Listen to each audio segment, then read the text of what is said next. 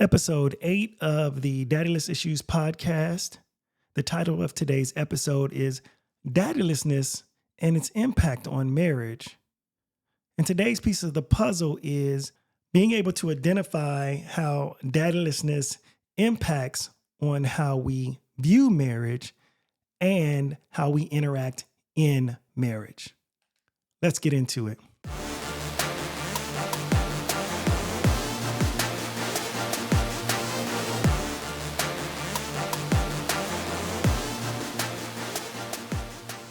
The decision to get married.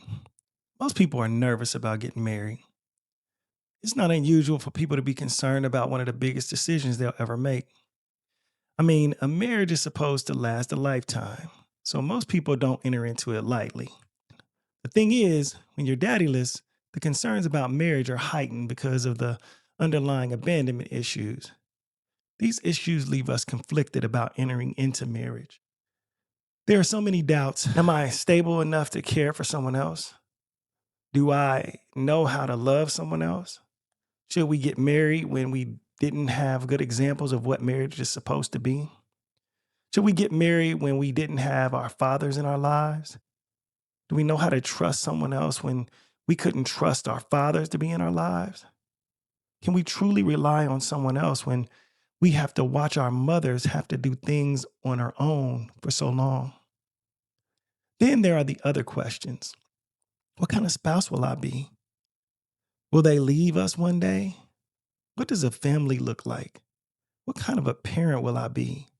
How can I be something that I never saw in real life? All these things are running through our heads.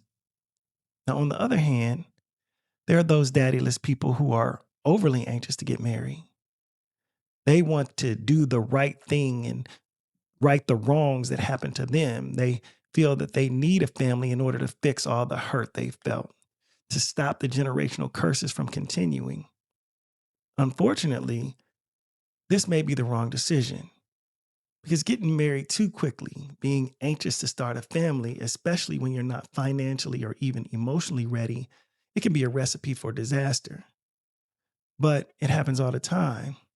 And there's no wonder that 50% of marriages end in divorce. When people refuse to do the work required to have healthy and stable relationships, many times it doesn't go well. Now, for the most part, and for most of us daddyless folks, we assure ourselves that we will do more and be better than those who left us. We will be better husbands and wives. We will be better fathers and mothers. We are going to be there for our families. We say, my family won't struggle like I did. I won't ever give up on those I love. I'm going to do whatever it takes for my family to stay together. But keep in mind, this may not have been how things were in our lives growing up, but we truly believe this is how our lives are going to be. But at what cost? Will you stay in a bad marriage? Will you sacrifice everything in order to keep your family together? How far are you willing to go to make it work? How much of your toxic trauma from your childhood will you bring into your marriage? So going into marriage, are we entering into it with realistic expectations? These goals are lofty, but are they achievable? Once you get over the decision to get married, then you have to deal with your scars. Being poor, being abandoned, feeling unworthy, having self-esteem issues, and bringing all of this into your marriage. How do you maneuver this relationship when the car is broken? Are we destined for failure? From the start, we're supposed to turn two lives into one. How are you going to do it? And in spite of all of your fears and doubts, you have to remember that in order to get married, someone had to choose you. Even with all your flaws and trauma, somebody decided they wanted to marry you. Someone decided they wanted to be your husband or your wife, and that should mean something to you. In some way or another, it meant that you are good enough for them. Hopefully, you can find some comfort in knowing that you got chose even with all your damage.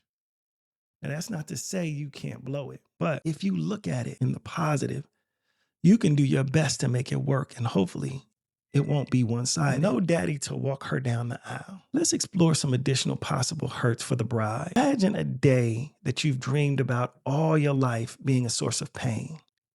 It's kind of sad to think your wedding day could be traumatic, at least in a few ways. For many women, their wedding day is one of the most anticipated and important moments in their lives. Imagine it for a moment. This is the day she gets to dress up like a princess in her beautiful white flowing wedding gown. The church is decorated with candles and vibrant flowers of all kinds, and all her family and friends are there. The groom, the groomsmen, the minister, the bridesmaids are all standing, waiting, anticipating her arrival. Everything is perfect. The organist begins playing, "Here Comes the Bride." The doors of the sanctuary open and everyone is staring, waiting in anticipation. And then she appears in the doorway, all eyes on her, standing there for a moment, and she begins to march down the aisle at the center of the church. And at that moment, it hits her. She's marching alone. She moves down the aisle and tears begin to flow down her face. She's happy, but the moment is bittersweet. She realizes she doesn't have a dad to walk her down the aisle. She reaches the end of the pew, the last one. The pastor asks, "Who gives this woman to be married?" And her mother speaks up and says, "I do." But again, there's no dad there to deliver her to her new husband. There's no dad there handing her off to this other man. The responsibilities of providing and protecting her for the rest of her life. There's no one there to hand her off. This may become a traumatic moment for some women. And unfortunately, the pain of this day may not end at the ceremony. Nope. After most weddings, there's a reception. The bride and the groom are announced and everybody eats. Then the dancing starts. The DJ, usually selects a song about a father and a daughter. Then the two of them are supposed to take the dance floor. And unfortunately for the daddyless, there is either a substitute or, they skip it all together. Women don't want a substitute. They want their daddy to be there with them. Thus, the pain is perpetuated. Just something to think about on your wedding day. Let's talk about money issues in a marriage. Being a good provider is essential to many men. But money matters, and the ability to take care of your family become extremely important when you get married. The unfortunate part of being a daddyless child is that many of us grow up in single parent households. And in America, there are about 187 million children growing up living in a house without a father. And those of us who grew up in households with single mothers are 4 to 5 times more likely to live in poverty than those who grew up with two parents. And in 2020, 38.1% of children in single families lived below the poverty line. So what this means is we will be more likely to carry our poverty situation into our marriages, at least in the beginning if we get married young. Most women don't want to be financially unstable. They want stability for themselves and for their children.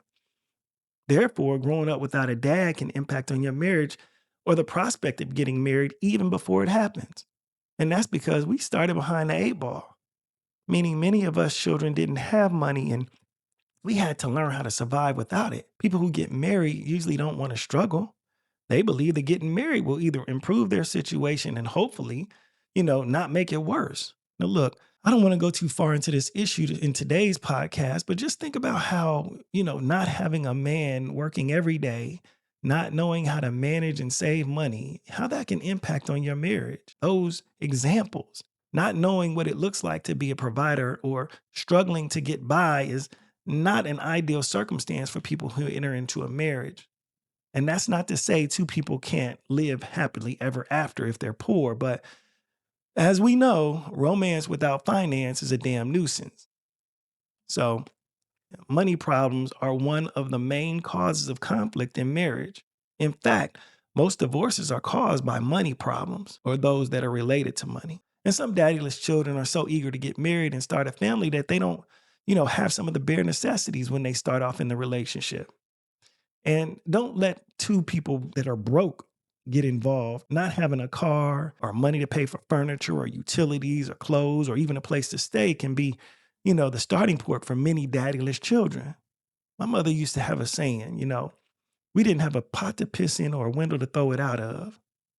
We were that kind of poor. So having to share everything, that you have with someone else, it can definitely put a strain on a relationship, especially when you're starting off with half of nothing. Now, I don't even want to consider adding children to this equation, but that makes things even harder. Thinking about all the other issues us daddyless children bring into a marriage, we have to recognize that not having a dad to, provide guidance and teach you skills or show you how to effectively manage and deal with money problems is just another example of how being daddyless can impact on your life. So, if your mother didn't know how to teach you these things, you're going to have to learn how to do them, possibly by trial and error. As always, let me add this disclaimer that these issues are not only isolated to us daddyless children, but the focus of this podcast is for this specific group, to take note of what we're dealing with, to recognize how a father's absence can impact on our lives and marriages.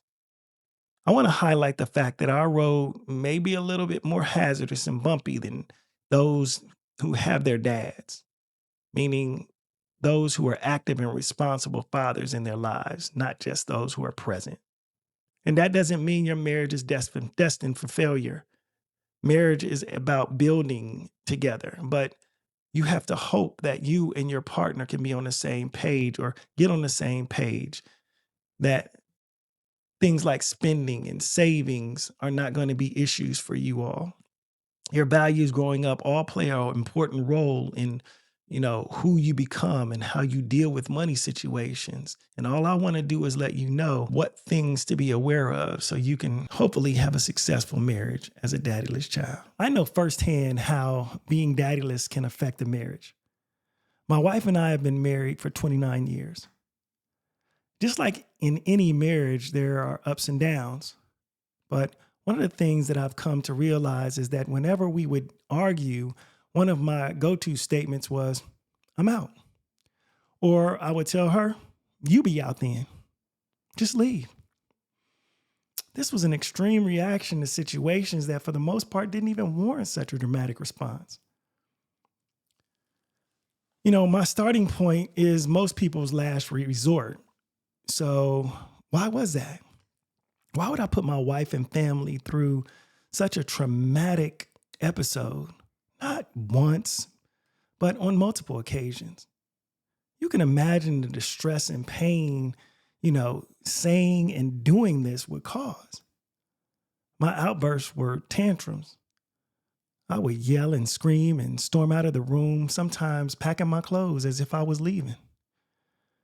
I didn't know what else to do, and I didn't have the tools in my toolbox to deal with the things like a civilized man. And in those moments, leaving felt like the only thing I could do. It made sense in my head. That was what I knew because that was what happened to me. And the thing was, in my head, I knew I could never walk away from my family like that. I wanted too much to have a family. This was a thing I didn't have growing up, at least not in the traditional sense. So why did I behave like this? Now, obviously, in hindsight, I realized how much damage this was doing and has done. But again, this was what I knew. Now, it may sound like an excuse, but trauma, anger, and fear were all real to me. This type of an attitude is cold and detached, which is the opposite of the person that I am. But how do you deal with trauma when you don't know how to identify it? I didn't want to admit it at first, but I've come to realize that my go-to was do what was done to me, which was leave. This was clearly a reflection of my childhood. I didn't want to see it for what it was. My wife was having to deal with my abandonment issues. Whenever an issue came up, I was subconsciously worried about her leaving me. So I would threaten to leave her before she could. Now, naturally, this is not a healthy behavior. It would leave her in a constant state of insecurity about whether or not my threats were real or not. Now, as I've gotten older, I've come to realize that as her husband, I am responsible for being her protector. And how effective am I at protecting her if she has to constantly worry about me deserting her? How safe and secure can a woman feel if a man is constantly talking about bailing on her and the children? In my heart, I knew I could never leave my kids in this situation I grew up in, being daddyless, but I made the threats anyway. So how many of you out there have threatened to walk out on your family when things get rough?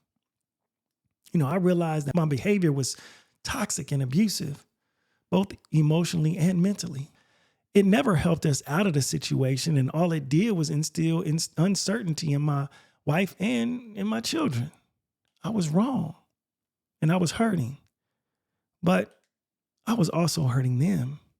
I was using the one method that I knew, just disappear, in order to try and rectify an already messed up situation. I was allowing my frustration to dictate how I dealt with my wife. Again, I was wrong for this. So I'm talking to you. If you're doing this or have done this, it's important for you to recognize that it is more destructive than good.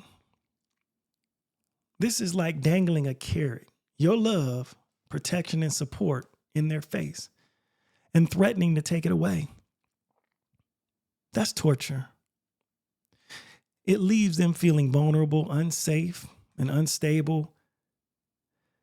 It's the perpetuation of a negative circumstance that happened to you, and you should not allow it to be your first resort.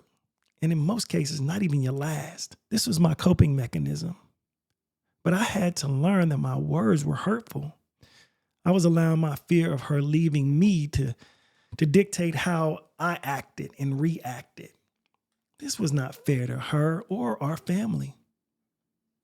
Now, though I stayed, the damage was done. And it was done by me. Now, let me preface this by saying I was weaponizing leaving. I was abusive towards my wife with my words. This should never be your method. This shouldn't be used to address any problem. I knew I wasn't going anywhere. My wife came to understand that I may have made these types of threats, but I wasn't going to leave. But again, the damage was still done, and I regret what I did. So please understand that the threat of abandonment is not just in marriages or just by daddyless people. And it's not always the man who threatens to leave. But in speaking for myself, I thought this was the best way for me to handle things. Now, hindsight being 2020, I know now that it wasn't. How many of you out there are in some kind of relationship and find yourselves leaving or threaten to leave after the first incident? How many of you threaten to leave when things go wrong or there's a problem with your significant other? Again, this behavior is not isolated to daddyless children, but we have more difficulties in dealing with this in our relationships because we were abandoned. Let's put the shoe on the other foot for a moment, and let's say it's not the daddyless child who's threatening to leave, but it's their significant other. They grew up with a solid family, but their spouse or significant other didn't. So the way we daddyless children deal with these threats can also be just as destructive. And let me again preface this by saying it's not always daddyless children who have these issues, but we are the folks I want to talk to about it. So some people who have daddy issues or abandonment issues will tolerate a great deal more of this type of abuse, probably more than others. Daddyless children have a deep-seated desire to be accepted and loved. I talked about this in episode 5 when I talked about abandonment issues. So consciously or subconsciously, we will accept more abuse in our relationships and marriages because we want them to work.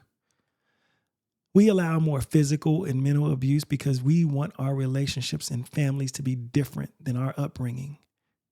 We want so badly to have those family bonds because in many cases we didn't have them. So we may end up staying longer than we should or giving in when we are abused because we long for approval and want what we didn't have. We are filling voids left by our fathers and pushing really hard to be better than them. Since I grew up in a single parent household without my dad being there, the concept of being married and having a family was an essential element to me being a man, at least in my head. At least that's what I thought. And to be honest, I really didn't know a lot about marriage or what it took to be a good husband. I just knew I wanted to be a great dad because I really didn't have one. I wanted to do all the things that my dad did not. And I'm not dissing my dad or my father, but he wasn't there for the majority of my early years and even some of my later ones. And this left some voids unfilled for me. I told my story a number of times. And I told myself when I became a dad, there would never be anything except death that would keep me out of my children's lives. I felt like there would not be a day that goes by that I would not wonder, what my children were doing and wanting to know if they needed me. In my head, I was going to be an outstanding daddy and family man. Now, all this was great, but in order to be in a family or a marriage, I had to be a good husband to my wife too. So that's something that I had to learn and still am learning. Let's shift gears here for a moment about being a good husband to your wife.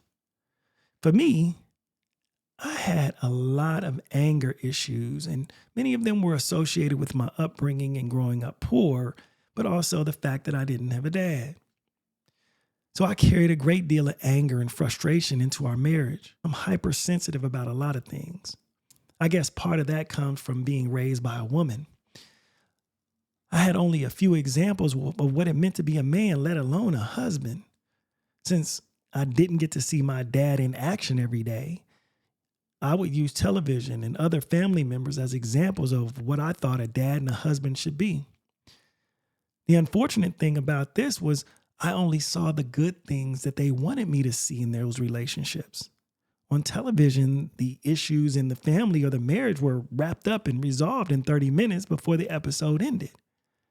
I wouldn't see the arguments and the disagreements and the challenges in my aunts and uncles or grandparents' marriage, which were my examples. These things weren't on full display, so I wasn't exposed to some of the most important aspects of married life. I didn't get to see the day-to-day challenges that go on in a marriage. Unfortunately, many people who grow up in two-parent households, they don't have this problem. I didn't know what boundaries to set for myself. My hypersensitivity led me, to an elevated sense of needing to feel respected. And the slightest hint of disrespect was like a detonator, that would set off an explosion that was my temper.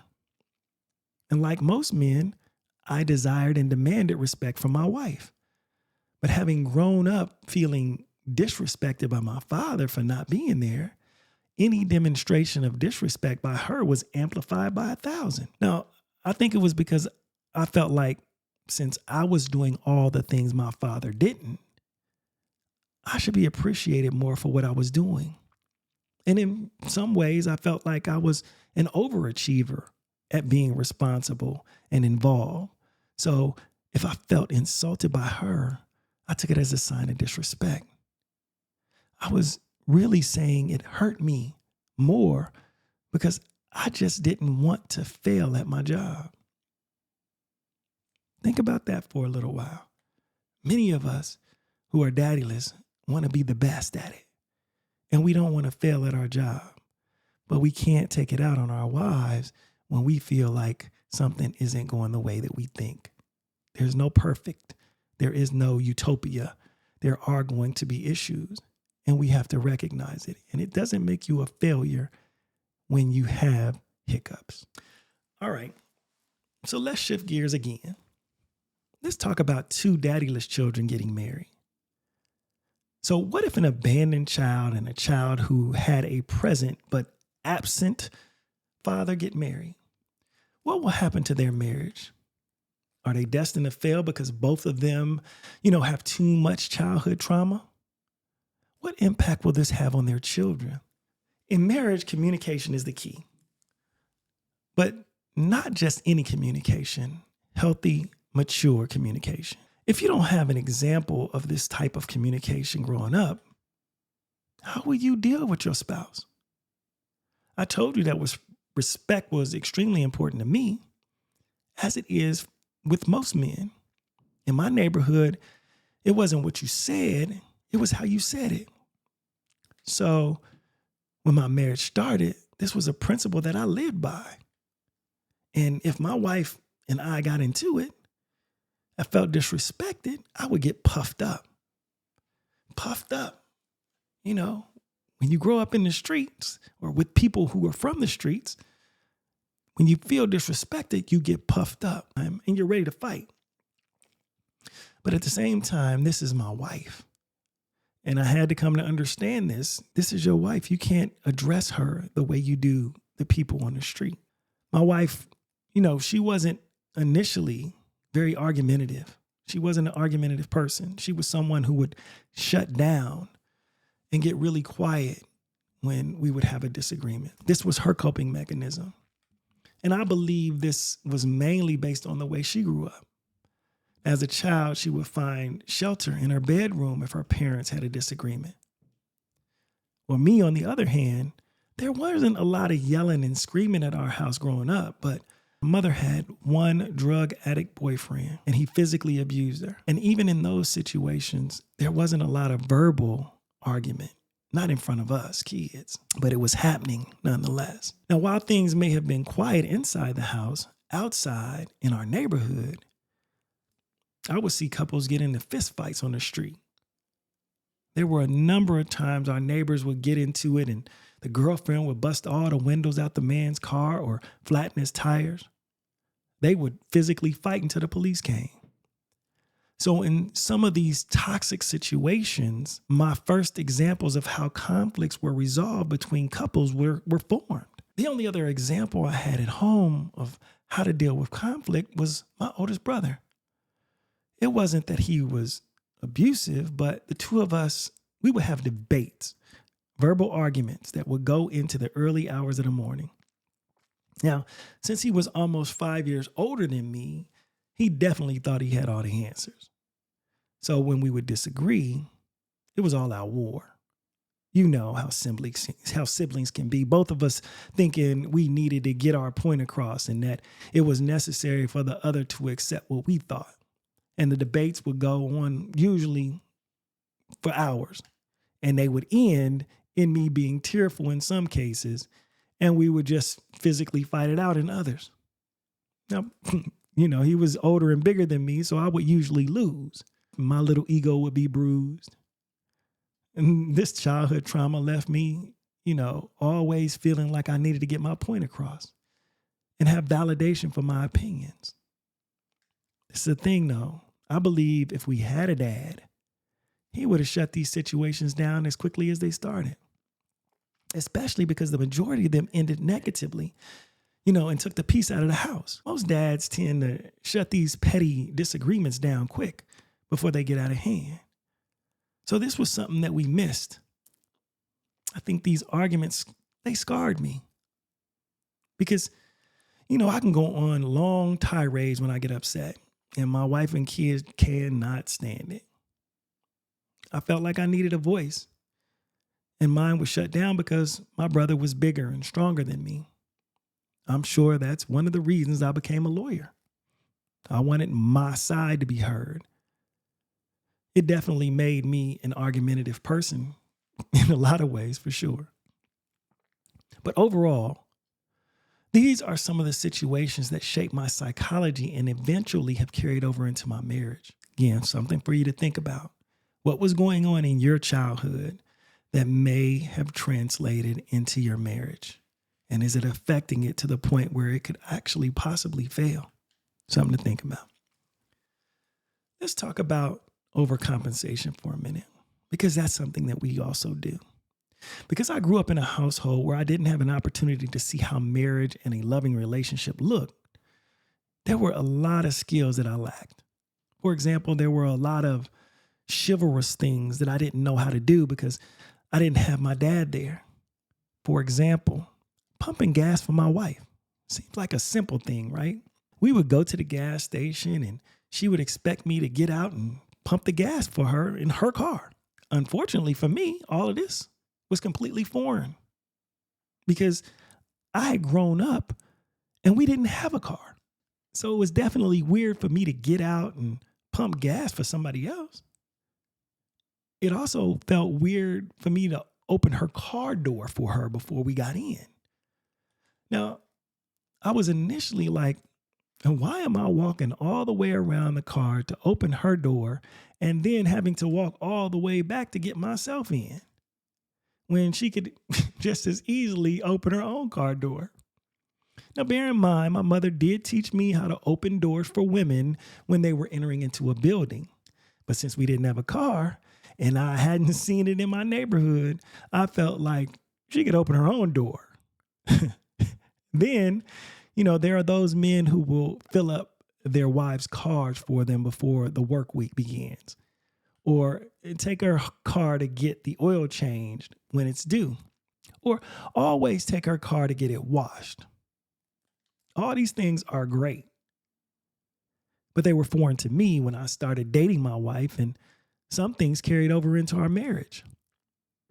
Now, needless to say, I've adopted most of these habits, okay?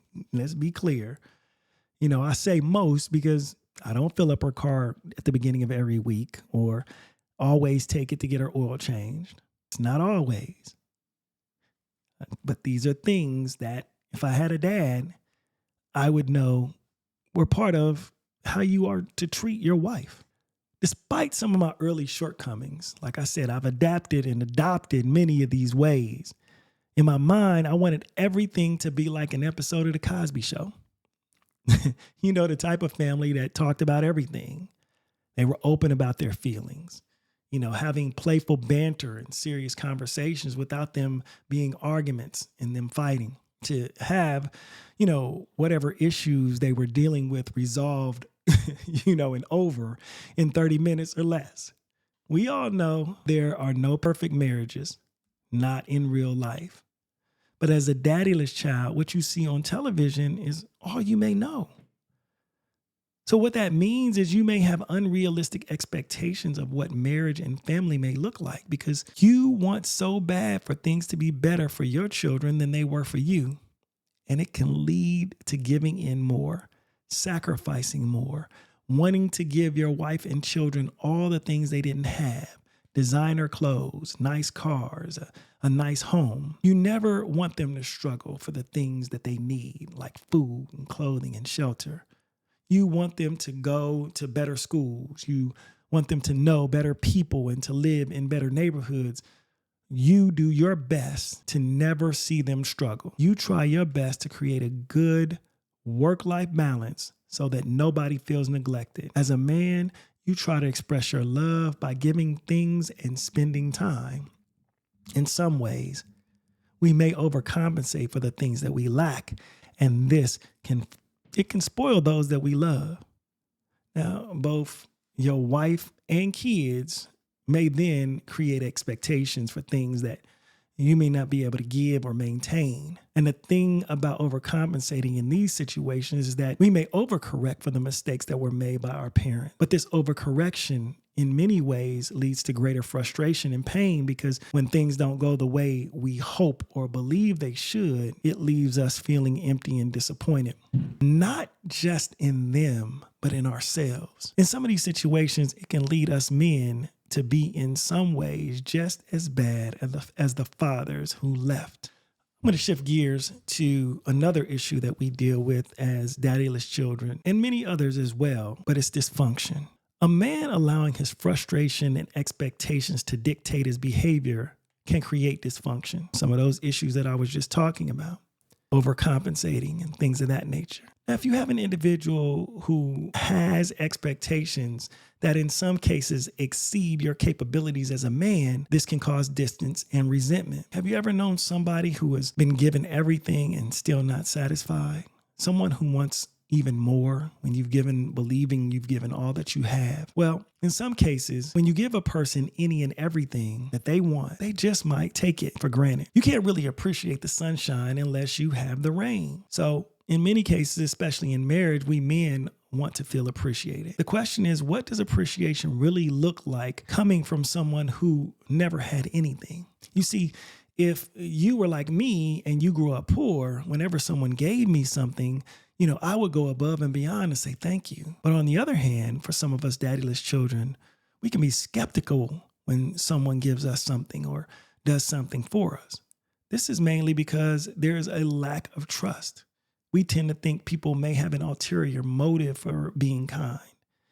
In some cases, we think we are not worthy or don't deserve anyone doing things for us. We grow up thinking everybody wants something from us and nobody does something for nothing. Nothing in life is free, so to speak. So how does this translate into marriage? So for men, without a father's guidance or positive examples of relationships, we can go into marriage believing that they are reciprocal. You do something for me and I will do something for you. It's quid pro quo. You scratch my back and I'll scratch yours. Now, any man who has been married for any real length of time knows this is not how marriage works. There is some give and take in marriage, but for men, we should in most cases be the ones giving the most. Let me pause right there. And I know that this opinion is probably not going to be very popular with our hyper alpha men of today, but men are supposed to provide and protect, even when it's hard. And as a Christian, I believe what Minister Tony Evans said. Men are supposed to be the sacrificer, the sanctifier, and the satisfier. You're supposed to be satisfying by being the one who fulfills the requirements of being a man, by being a provider and protector, giving of yourself. Then he is the sanctifier, meaning he needs to be the priest in his home, teaching godly principles and living by them. Then he has to be the sacrificer, meaning he needs to love his wife like Christ loved the church. He needs to be willing to sacrifice like Christ did for the church. That doesn't mean literally dying, but it means giving up comfort or some things that we may want for ourselves, for our wives, and for our families. The dysfunction can come about when a man feels like he has done all these things and it doesn't feel appreciated. But now comes the arguments, the distance, and the separation. Once the dysfunction comes in, all of the things you feel you have worked for seem to fall apart. The marriage is in turmoil. The kids are disobedient, and the man's desired perfect world is in shambles. We can't blame all this on not having a dad around for guidance. But again, without positive examples, we don't know how to effectively address these situations, and the overcorrection tends to backfire on us. Understand this. More than 50% of marriages today end in divorce. Do you think that being without a dad has an impact on these statistics? Let me know in the comments. And continuing to talk about the dysfunction creates a toxic environment that breeds contempt and anger. I've learned that the best thing you can give your wife and your family is your time. You don't have to be perfect, just be generous and kind. If there is a need, be there physically and emotionally to fill it. But also understand that you can't always be Superman. You can't fix every situation. You also need to realize that you need help too. Moving on. Let's talk about trust issues. Issues of being able to rely on another person. Feeling secure that they have your back and you will always be there for them and they will be there for you. These continue to be issues for us daddyless children. It's difficult to feel like you can depend on someone else. One of the main people you should have been able to count on for the things in your life was not there where he left. And this can be devastating. Food, shelter, clothing, all your basic needs are usually met by your parents. You rely on them for everything in your early years, and then once you become an adult, you become the person others depend on. Life can be somewhat different for daddyless children. We, in many cases, only have one person we can depend on, one person who meets our everyday needs. So in a lot of cases, we learn to depend on ourselves. We trust ourselves because in some cases, our mother was just simply too busy trying to make ends meet to take care of everything. In a marriage, You should be able to look at your partner and know that if I got it, you got it. As long as you have one another, hopefully you will not lack for anything. So how do you learn to trust when that was missing in your childhood? There is no magic switch that gets turned on when you get married. Many things are new for both of you. Your upbringing becomes a significant part of how things are dealt with in your relationship. Trusting that all the bills are going to get paid, that you'll have a roof over your head, that your home is secure, that you'll have food to eat, that your kids will have the things that they need. These are just a few of the things that a spouse will look for in their significant other to make them feel secure about it. So marriage is a partnership. But if you have never seen how a partnership needs to be run, how can you trust that things are going to be done that way, the right way? When a dad is absent, in many cases, you see how a person does things solo. There is a big learning curve when that's all you know. Learning to rely on someone else when all you saw was someone operating independently can definitely make a marriage difficult. Not having to ask anyone for permission to do something like spend money or be out late. Having to consider someone else's feelings about what you're wearing or who you're around. When a person who was used to seeing their mother do things however and whenever she wanted without explanation is now being told to be aware of what they're wearing or how much they're spending. This can be perceived as someone trying to control them. Let's say, for an example, you have a woman who was raised without a father and their mother was self-sufficient and independent. She gets married. Her only examples were her mother's self-reliant ways. When her husband says, be cautious about being out too late, or I want you to call me while you're out to let me know you're okay. This is how man believes he's protecting her, right? Serving in the leadership role. But on the other hand, she may take this as controlling behavior. This can be a problem because now leadership is being misconstrued as controlling. Now, some of the feminists may chime in here and say, it's not what you say, it's how you say it, which is true. But for someone who grew up watching their mom, not answering to anyone else, it won't matter how you ask. They can only see that someone is trying to tell them what to do. And the overall thing that I want and would recommend for these individuals is to recognize that this is, again, a trust issue. If you trust your husband only has your best interest at heart and that he loves you, you will understand that he will never tell you something to hurt you. If you trust your husband or wife, you will be able to understand that this is not blind faith. This is the person you chose to spend your life with. And hopefully, you can truly believe that they don't want to hurt you. And this may be difficult for some of us because of the hurt that we felt, from not having our dads. That pain and the difficulties from our childhoods can make it hard to trust that someone else might not hurt us too. The thing about it is, there are no guarantees in life. We will get hurt, and sometimes it will be a person or people we love, even our spouses. But we need to understand that if we don't try, if we don't ever trust, then we will never truly love. So we have to at least take a chance. You can't allow mistrust to dictate your life, because if you do, you'll probably end up alone. In future episodes, we will talk about self-esteem, self-worth, and self-love, which are all some of the things that we daddyless children need to understand and accept before we enter into commitments or marriages. It's important for us to come to the realization that these daddyless issues carry over into all facets of our lives. Marriage is a huge deal, and it's supposed to be one of the biggest expressions of love towards someone else. But marriage has its challenges. It's how we address them that matters most. Issues related to respect, fear of abandonment, cycles of dysfunction, and issues with being able to trust that you can rely on someone are all issues that linger on throughout our daddyless lives. So, tell me about your marriage and some of the truths that you've come to accept about your daddylessness. I also want everyone to understand that all the circumstances aren't the same. If you're being abused and you feel you need to leave, by all means leave. But if you are threatening to leave as a defense mechanism, you need to stop that abuse and figure out ways to cope with your spouse or significant other. There are all kinds of ways to get help. Consider marriage counseling, couples counseling, therapy, individual therapy, talking to your pastor or minister about it. This is what happens in relationships, but don't try to deal with it alone. Hope, wholeness, and healing are the things that I want all of us to have. So keep these things in mind, and I'll see you in the next episode. Don't forget to like, follow, and subscribe.